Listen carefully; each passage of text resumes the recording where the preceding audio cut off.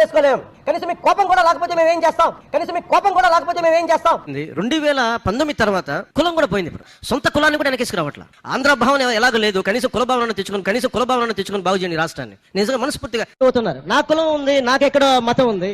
నా కూతురు క్రిస్టియన్. నా కూతురు తల్లి తన మతాచారం ప్రకారం నా కూతుర్ని రష్యన్ ఆర్థడాక్స్ చర్చ్ లో బాప్టైజ్ చేస్తానంటే సంతోషంగా చేయించమని. మా నాన్న ఎలాంటి వాడంటే, మా నాయనమ్మ దీపారాధన వెలిగిస్తే దీపారాధన సిగరెట్ వెలిగించిన దేవుడు లేడు, దెయ్యం లేదనే వ్యక్తి మా నాన్న.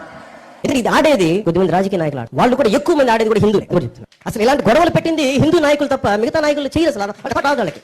నిజంగా మన ఈ మధ్యన గోమాంసం గురించి లేదంటే బీఫ్ గురించి గొడవ జరుగుతూ ఉంటే నాకు అనిపించింది, బీఫ్ తినాలి అంటే నేను తిని ముందుకెళ్తాను తప్ప దాన్ని వేరేలా చేసుకోనండి. అంటే తిండి ఏది తిన్నామని కాదు, నిజంగా మరి తిండి శాకాహారమే తింటే అందరూ గొప్పలు అయిపోతారంటే మరి గుజరాత్ లో గోద్రా ఘటన ఎందుకు జరిగింది?